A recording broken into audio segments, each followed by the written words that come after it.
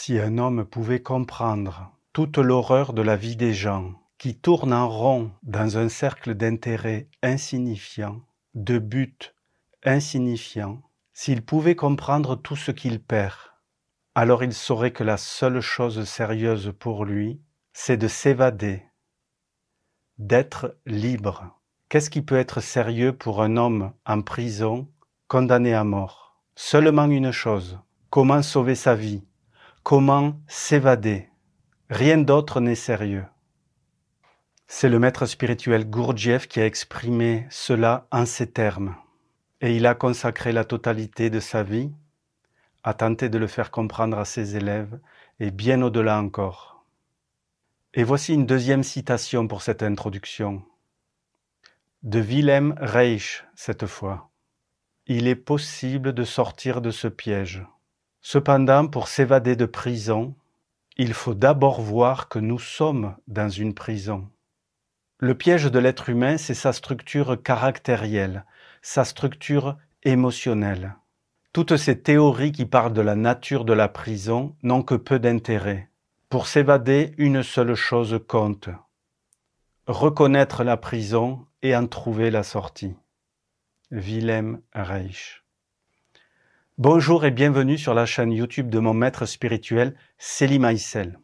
Comme vous le voyez aujourd'hui, j'ai décidé de commencer par deux très grandes citations qui vont nous accompagner durant toute cette vidéo. Soyez les bienvenus dans cette nouvelle dynamique que je souhaite assez minimaliste dans la forme, mais un peu plus profonde et abrupte dans le fond. J'ai décidé de démarrer une nouvelle saison de vidéos YouTube pour tenter de passer aux choses sérieuses. En tout cas pour ceux qui les reconnaîtront comme sérieuses. Évidemment, ce que j'appelle les choses sérieuses est contenu dans les deux citations que nous venons d'entendre. Mais je crains que pour comprendre tout ce qu'impliquent ces deux citations de ces deux êtres exceptionnels qui savaient de quoi ils parlaient, eux, il y a beaucoup à expliquer, beaucoup à comprendre et surtout beaucoup à mettre en pratique. Dans l'enseignement de Selim Aïssel, la mise en pratique de l'enseignement se fait dans la vie réelle, là où nous nous trouvons, dans la ville, dans la campagne, dans le lieu où nous vivons, dans les entreprises où nous allons travailler et avec nos proches, notre famille, évidemment. Si vous regardez sur notre chaîne YouTube, vous verrez qu'il y a quasiment 10 000 abonnés. J'avoue ne pas vraiment être capable de mesurer ce que représentent 10 000 personnes.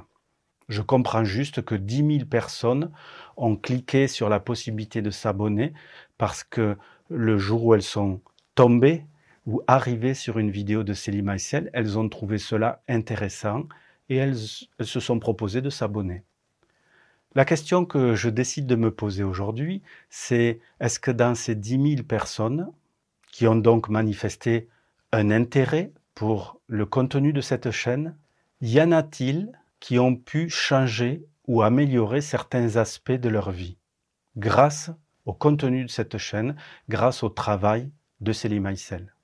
Ou alors ont-elles pu soulager un peu de leur souffrance, de leur incompréhension, de leurs relations parfois difficiles avec les proches ou avec les personnes que l'on côtoie dans son travail?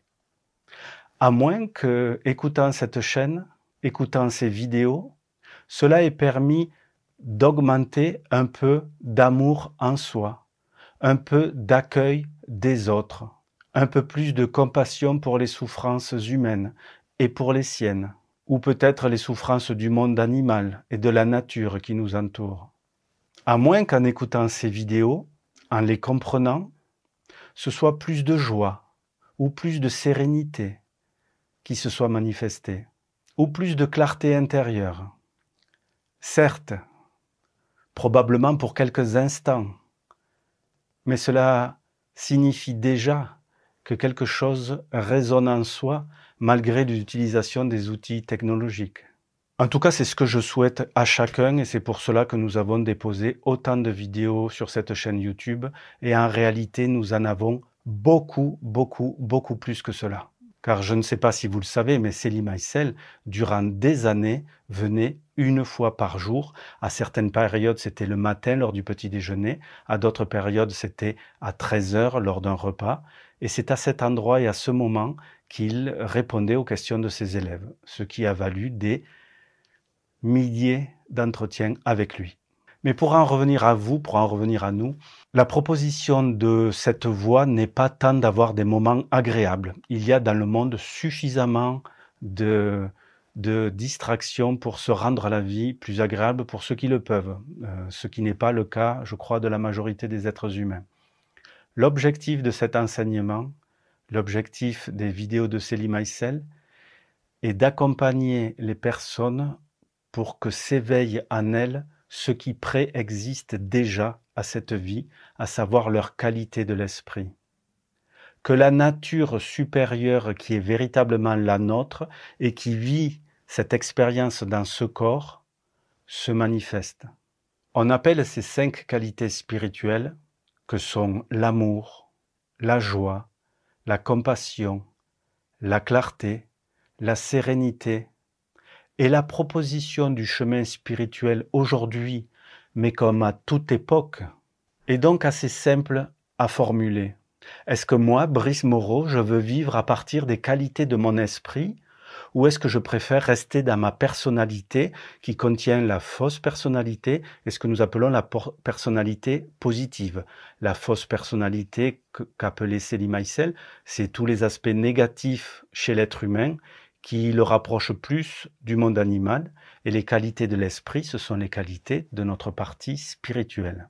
Et donc, est-ce que moi, Brice Moreau, je souhaite vivre et tendre et incarner les qualités de l'esprit, ou me comporter comme un animal humanisé? Je ne sais pas dans quelle mesure cet enjeu a du sens pour vous. Mais lorsque nous regardons sur la Terre, comment cela se déroule, que ce soit à l'intérieur de soi, que ce soit dans sa vie de couple, que ce soit dans sa famille, que ce soit avec notre environnement professionnel, que ce soit lorsque nous descendons dans la rue ou que nous allons dans un supermarché pour faire nos courses. Pour ceux qui regardent à l'extérieur, nous voyons le comportement des êtres humains, qui, d'ailleurs, très souvent, sont civilisés, jusqu'à ce que des situations des fois plus douloureuses se manifestent, et là, la fine couche de peinture de civilisation disparaît, et c'est chacun pour sa peau. Le monde animal reprend le dessus. C'est ce que nous voyons malheureusement sur de nombreuses scènes, sur de nombreux théâtres de guerre dans le monde. Ça redevient, comme dans le monde animal, chacun pour sa peau. Et pourtant, avant que des événements tristes se manifestent, tout ce beau monde semblait civilisé. Pour ma part, je ne crois pas qu'en Occident, nous soyons plus civilisés qu'ailleurs. C'est juste que pour l'instant, nous nous comportons à peu près correctement. Et donc j'aborde ces sujets parce que le but de cette chaîne YouTube est de proposer à ceux qui le décident, à ceux qui en feront ce choix, d'essayer d'approfondir cette quête intérieure, cette recherche intérieure de qui je suis en vérité, de qui je suis en réalité, de qui je suis en profondeur, et pas simplement dans cette personnalité que j'ai expliqué dans d'autres vidéos et que Célie Maïsel a expliqué depuis des décennies, qu'il a appelé le masque. Persona, en latin, ça signifie le masque. Le masque qui se met devant quoi? Devant quelque chose de plus profond, son âme ou son essence. Et donc la personnalité, c'est ce masque pour une vie qui se manifeste dès après la naissance, que la famille et l'école et l'État éduquent. Et donc, nous sommes dans une personnalité adaptée à la vie, au peuple et à la langue dans laquelle nous avons atterri lors de notre incarnation. Mais ça, c'est le masque. Qui est-ce qui s'est incarné? Pas ce masque. Un être spirituel qui s'est proposé de vivre ce karma. Et là, comme le disait Célie Maïsel, il existe des niveaux de karma très différents. Il y a, lors d'une incarnation, le pire niveau de karma possible, donc le maximum de souffrance possible pour la personne qui est dans cette situation, et puis il y a le plus haut niveau, et puis il y a les niveaux intermédiaires. Le chemin spirituel, avant d'arriver à l'éveil intérieur, propose des pratiques, des exercices et des connaissances pour déjà changer de niveau de karma à l'intérieur de soi et dans sa vie. Donc mon but sur cette chaîne YouTube n'est pas de gaspiller votre temps, de vous le faire perdre, ni de perdre le mien d'ailleurs. Mon but est d'essayer dans les vidéos qui vont venir à suivre de celle-ci et de vous fournir des vidéos plutôt courtes mais qui éclairent un aspect de l'enseignement spirituel, qui propose une pratique qui correspond, et j'espère que nous aurons un échange et des retours, fussent-ils par écrit, ou alors lors de nos rencontres du lundi soir où durant 1h, 1h30, je rencontre gratuitement et avec joie ceux qui veulent bien s'inscrire à ces rencontres, tous les lundis soirs à 18h30. Certains se demandent peut-être pourquoi je fais cela. Pour une raison extrêmement simple, j'ai beaucoup reçu, je suis quelqu'un de privilégié de par le temps que j'ai pu passer avec Célie Maïsel et dans sa proximité, en travaillant avec lui. Et aujourd'hui, ma vie dans deux sens, que si je peux partager ce qui a tant de valeur pour moi. Et peut-être que parmi vous, certains considéreront que ça peut avoir de la valeur pour eux, à chacun de décider, chacun est libre de ses choix. Les citations que je viens de lire en introduction peuvent paraître très abruptes, incompréhensibles et presque agressives, voire violentes, pourquoi pas. Et les maîtres spirituels qui transmettent leur enseignement ne sont pas constamment dans cette façon abrupte de formuler les choses, mais régulièrement ils y reviennent, puisqu'ils disent que nous sommes des êtres endormis. Donc ils cherchent toujours les moyens de nous réveiller, de nous faire prendre conscience de qui nous sommes, dans quel état nous sommes, à quelle époque nous sommes, et quels sont les moyens, pour ceux qui le veulent, de passer à un autre niveau, de travailler pour révéler un autre niveau en soi. Ces maîtres nous enseignent depuis la nuit des temps ce qu'il est plutôt favorable de faire et ce qu'il est plutôt défavorable, voire carrément pas recommandé. Comprenez bien qu'un véritable chemin spirituel n'est pas une religion. Il s'adresse à ceux qui le décident. Il s'adresse à ceux qui, en leur âme et conscience, font le choix de s'intéresser à des enseignements spirituels. Et puis il y a d'autres personnes qui s'intéressent un peu et qui prennent quelques idées, quelques notions, et cela va peut-être tout simplement changer des aspects de la relation dans le couple, dans la relation professionnelle, la relation à l'autorité, la relation à la concentration, la relation à la responsabilité. Et c'est très bien ainsi, que chacun prenne ce qui est bon pour lui. À 26 ans, j'ai découvert un livre énorme, à tout point de vue, de M. Ouspensky. M. Ouspensky était un élève du maître Gurdjieff. Et il a eu l'humour d'appeler son livre « Fragment d'un enseignement inconnu ». Je peux vous dire que si vous prenez le fragment sur la tête, vous allez vous en rappeler. Mais si vous le lisez, vous allez vous en rappeler également. En tout cas, moi, quand j'ai lu ce livre, ça m'a pris une semaine. Ça a changé ma vie. Tout simplement, ça a changé ma vie. Dès que j'ai fini ce livre, j'ai eu la conscience intérieure. À partir de ce jour, ma vie va changer. Je ne pouvais pas en dire plus, mais c'était une certitude intérieure. Évidemment, le lisant, j'ai été surpris de page en page. J'ai été bousculé. J'ai été étonné. Bref, cette lecture, page après page, était en train de révolutionner ma vision du monde, de la vie sur Terre, des époques, des niveaux de conscience existants, des différentes civilisations du passé, de leur rôle, de là où nous en sommes aujourd'hui, nous, êtres humains. Bref, un livre, pour moi, extrêmement choquant, mais salutaire. Par exemple, je n'avais pas la moindre connaissance qu'il y avait des êtres sachants qui transmettait un enseignement à toutes les époques et dans toutes les civilisations.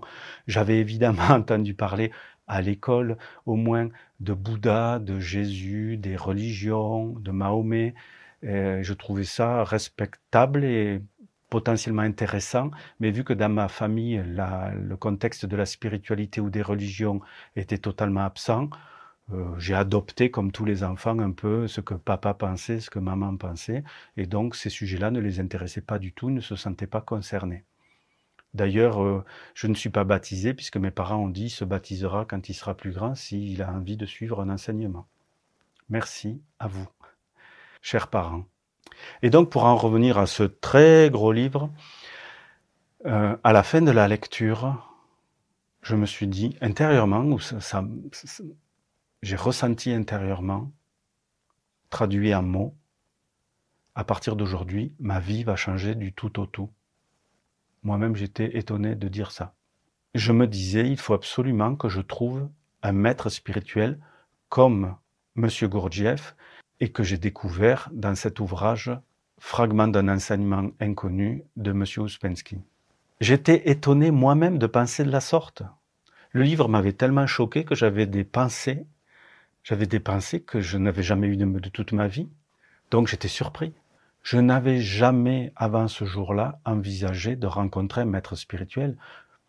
J'avais entendu dire qu'en Inde, il y avait beaucoup de maîtres spirituels. Je m'étais dit quelques mois avant que ce serait peut-être bien que j'en rencontre un ou que j'essaie de voir qu'est-ce qu'il y a derrière le rideau de la vie. D'ailleurs, parenthèse, dans les liens, dans la description de la vidéo YouTube, je mets un lien dans lequel ma biographie, un livre que j'ai écrit, est gratuite et accessible à qui le veut, et dans laquelle je raconte ce parcours daté complet à une personne de 22 ans qui commence à se dire c'est quoi le but de la vie sur Terre? Car comme je le raconte dans le livre, c'est en étant pompier à Marseille durant 2 ans et en vivant, vous vous en doutez, plein de situations pas toujours confortables et des fois carrément choquantes, et en les vivant dans la grande proximité des accidents à qui cela arrivait, que c'est là que j'ai commencé à me poser des questions et à me dire mais pourquoi il arrive ceci à telle jeune femme?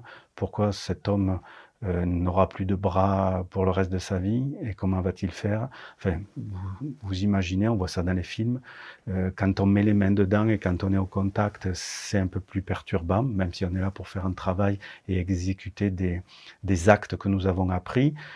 Pour ceux qui ne sont pas complètement blindés, comme on dit, on se rend compte quand même qu'on est au cœur, ou en tout cas juste à côté de la souffrance d'un être humain qu'il faut aider. Et de répétition d'intervention en répétition d'intervention, pour la première fois de ma vie, je me suis dit, mais c'est quoi le sens de tout ça? Pourquoi arrive-t-il cela à certains et pas à d'autres? Pourquoi moi j'ai toujours eu une vie confortable, on va dire, et eux là, leur vie va changer définitivement parce que ce garçon, il n'aura plus le bras droit jusqu'à la fin de ses jours. Ce sont des questions quand on a 20 ans, 21 ans, et dans lesquelles on se retrouve, qui sont un peu perturbantes. En tout cas, pour ma part, ça m'a perturbé et ça a enclenché un processus d'interrogation sur le sens, sur le hasard ou sur la destinée. Tout ça pour dire qu'en fait, nous ne savons rien de pourquoi nous sommes sur Terre. Nous ne savons rien pourquoi l'un a un accident très grave qui affecte toute sa vie, alors qu'un autre n'aura jamais d'accident. L'un aura toujours des problèmes d'argent, l'autre n'aura jamais de problème d'argent. Est-ce que nous sommes sur une planète qui correspond à la roulette de la chance et le malheur et le bonheur sont-ils répartis accidentellement? Et tout cela n'a finalement aucun sens. Il s'avère que quand je regarde les étoiles, les planètes, le système solaire, la biologie de l'être humain, la biologie du monde animal, la biologie des plantes, je me dis que tout cela est d'une intelligence phénoménale. Alors comment se fait-il que l'être humain qui se prétend être en haut de ce règne-là, et c'est pas tout à fait faux, en tout cas sur Terre il est en haut du règne, comment se ferait-il que lui soit soumis au hasard total? alors que quand moi je vais dans mon jardin, il n'y a rien de hasardeux. C'est même d'une intelligence magnifique, extraordinaire. Et donc, j'en suis arrivé à cette vidéo d'aujourd'hui où je me suis dit, c'est bien de diffuser des vidéos sur YouTube. Et comme je vous l'ai dit, je peux en diffuser des milliers, tant que je suis vivant en tout cas. Mais qu'est-ce que ça apporte à vous qui êtes de l'autre côté de l'ordinateur, de l'autre côté du téléphone portable? Qu'est-ce que ça vous apporte de voir des vidéos passer comme ça et de potentiellement rien en faire? Je ne juge personne. Ce que je veux dire, c'est que il y a des choses sur les réseaux sociaux, il y a plein de choses superficielles, dont certaines que vous adorez probablement comme moi, celles des chats, les chats qui font des choses complètement folles. Je crois que vous avez déjà vu ça. Donc on peut aimer ça et j'aime ça. Mais il y a peut-être des choses plus sérieuses et plus profondes. On peut regarder des vidéos de chats et continuer à se demander, mais qui suis-je? Où vais-je? D'où viens-je? Et quel est le sens de ma vie sur Terre? Donc pour vous qui êtes encore là à regarder cette vidéo, malgré mes nombreuses digressions, c'est un style. Peut-être qu'il ne reste plus que 5 ou 10% des personnes qui ont cliqué sur cette vidéo, et c'est très bien. Sachez que l'enseignement de Selim Aïssel est très concret, très pratique, très praticable, fait pour être pratiqué, expérimenté. Et c'est à chacun de se faire son propre avis, de vivre sa propre expérience, selon sa motivation, selon sa compréhension, selon ses possibilités, selon son contexte de vie. De mon côté, je vais faire quelque chose d'assez simple. Après cette vidéo qui risque d'être quand même un peu longue, plus que prévu, comme il se doit, je souhaite faire des vidéos assez courtes, on va dire sous un quart d'heure, dans lesquelles je vous amènerai une notion de l'enseignement, accompagnée d'un exercice pour la mettre en œuvre, pour que vous puissiez, grâce à ces exercices qui sont un peu comme des projecteurs que l'on met sur un aspect de ces fonctionnements intérieurs, ou comment ils se manifestent à l'extérieur avec nos proches dans le monde, pour essayer de se découvrir soi-même. Parce que certains ont peut-être remarqué que l'élan de vouloir se changer soi-même, l'élan de vouloir évoluer, l'élan de vouloir être quelqu'un d'un peu plus fin, d'un peu plus subtil, quelqu'un qui veut se révéler quelque chose de plus beau à l'intérieur de lui, plutôt que des mécanismes automatiques, vous vous êtes peut-être rendu compte que c'est très, très, très difficile de changer.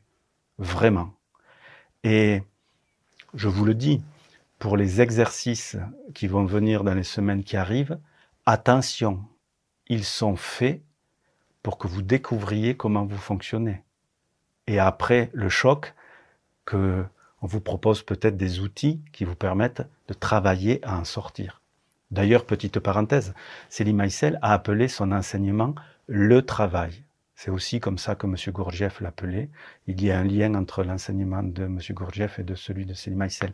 Et donc, le travail, ça veut dire quoi le travail? Ça veut dire le travail sur soi.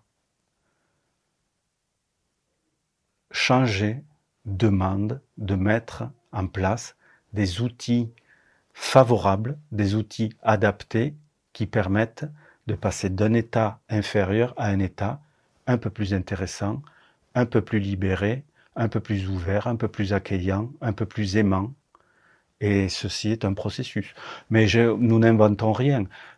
Si vous vous êtes inscrit un jour dans un club de golf, de football, de hockey, de badminton, entre les premiers moments où vous aviez l'impression que ce serait facile et puis peut-être plusieurs mois après, il a été nécessaire qu'un apprentissage se mette en œuvre. C'est la vie, c'est comme ça. Et donc le chemin spirituel, je devrais pas dire ça, mais à part dans le nouvel âge, ça vous tombe pas d'en haut comme ça. Si Selim Aïssel a appelé son enseignement le travail et non pas le planage, passez-moi cette expression, c'est pas pour rien. C'est parce que la transformation se gagne à la sueur de notre front, Et la vie sur Terre est comme ça. Quelqu'un qui veut apprendre, évoluer, quelqu'un qui veut faire des études, qui veut faire 5, 8, 10 années d'études après le bac, c'est du travail. Eh bien, la réalisation intérieure, telles que sont nos conditions sur Terre, c'est du travail. Ça ne veut pas dire que c'est pas de la joie, c'est pas de l'amour, c'est pas de la clarté, c'est pas la rencontre de beaucoup d'amis absolument formidables. C'est du travail quand même. Mais à chacun à son rythme, on n'est pas alarmé. Donc aujourd'hui, cette vidéo, elle fait la proposition, elle annonce la proposition de vous partager des exercices précis et pour ceux qui le voudront, d'avoir un échange sur ce sujet. Comment un exercice peut être pratiqué, doit être pratiqué, comment l'un ou l'autre, l'une, oui je peux dire l'une ou l'autre parce que c'est majoritairement des femmes aux 3/4 qui sont plus intéressées par le changement intérieur que les hommes, mais les hommes sont aussi bienvenus. Ces exercices ont pour but de vous faire travailler quelque chose, de vous révéler quelque chose, et c'est là qu'il est bien qu'on puisse avoir des échanges comme nous le faisons le lundi soir par exemple. Tout changement implique la mise en œuvre de moyens nouveaux qui conduiront au changement. C'est valable dans tous les domaines. Le chemin spirituel n'y échappe pas. Beaucoup de visiteurs sur YouTube consomment des vidéos 15 secondes, 30 secondes, 45 secondes, 1 minute, 3 minutes. Et c'est très bien. Que passe qui veut passer. Nous sommes aussi élèves d'enseignement spirituel. Nous sommes aussi sur YouTube, mais pour donner l'occasion à ceux qui le décideront d'approfondir beaucoup. De temps en temps, Célie Maïsel nous disait, est-ce que vous êtes conscient que le bien le plus précieux que vous avez dans cette incarnation, c'est le temps. Vous avez du temps qui vous est donné pour progresser, pour évoluer, pour changer. Et vous avez la chance d'être, en France en tout cas pour l'instant, dans de très bonnes conditions. Qu'en faites-vous? Alors que les nouvelles technologies ne cessent de progresser, que l'IA, on nous en parle maintenant, des progrès presque quotidiennement, on verra ce que ça va devenir. Comment tous les réseaux sociaux nous invitent en réalité à nous éloigner de nous-mêmes. Ça a commencé par la radio il y a bien longtemps, puis après c'est passé par la télévision, et puis après les plateformes de vidéos, et comment, vous le savez, je ne vais pas vous faire une conférence là-dessus, mais comment notre attention nous est volée plus que jamais, et encore plus dans le futur, pour ceux qui laissent ce mouvement se faire, pour ceux qui adhèrent à ce vol qui est fait. Il s'avère que l'attention, comme par hasard, est aussi la qualité la plus importante sur le chemin spirituel. Vraiment la plus importante. Je commence par avoir une attention à ma main, je commence par avoir une attention à ma respiration, je peux avoir une attention à ma posture, je peux avoir une attention à mon visage et essayer d'être un peu plus souriant. Je peux faire ça avec ma compagne, je peux faire ça avec les amis que je rencontre ou les personnes avec qui je travaille. Tout devient possible sur la base du travail de l'attention. Et étonnamment, nous vivons à une époque où l'attention nous est cambriolée, nous est volée, avec notre complaisance totale. À chacun de choisir où il met son attention. Donc pour terminer, vous l'avez compris, dans les prochaines vidéos, je vais vous proposer des formules, un peu ce qu'on appelle des capsules, quelque chose de relativement court, de précis, un élément théorique, un élément pratique. Et j'espère qu'avec vos commentaires, non pas pour nourrir YouTube, mais pour la joie des commentaires et la joie de l'échange, ou du travail le lundi soir, nous pourrons avancer ensemble. Pourquoi je fais cela? Tout simplement parce que j'ai une vie extrêmement privilégiée, c'est encore le cas, mais en tout cas extrêmement privilégiée de par la proximité avec un maître spirituel. Je me sens bien aujourd'hui, beaucoup mieux que le jour où je l'ai rencontré, bien longtemps après, mais je me sens bien aujourd'hui quand je redonne, parce que quand on a beaucoup reçu, l'équilibre intérieur, c'est aussi de se soucier des autres. Et je ne suis pas un saint, je ne suis pas quelqu'un d'extraordinaire, je suis juste quelqu'un qui souhaite offrir à d'autres, avec les outils que nous avons, des livres, des DVD, des vidéos YouTube, un peu de ce que j'ai tant reçu. Merci de votre écoute, merci de votre attention, merci aux quelques-uns qui sont encore là, et je vous dis à très bientôt, et n'hésitez pas à me poser des questions, à partager cette vidéo si vous avez des amis que ça peut intéresser. Ça n'est pas la gloire que nous recherchons, mais seulement que ceux qui pourraient être intéressés par ce dont il est question puissent y accéder. Ça suffira largement. Merci à vous, merci à mon maître qui a totalement transformé ma vie, et merci à tous ceux qui œuvrent sur la planète dans cette direction.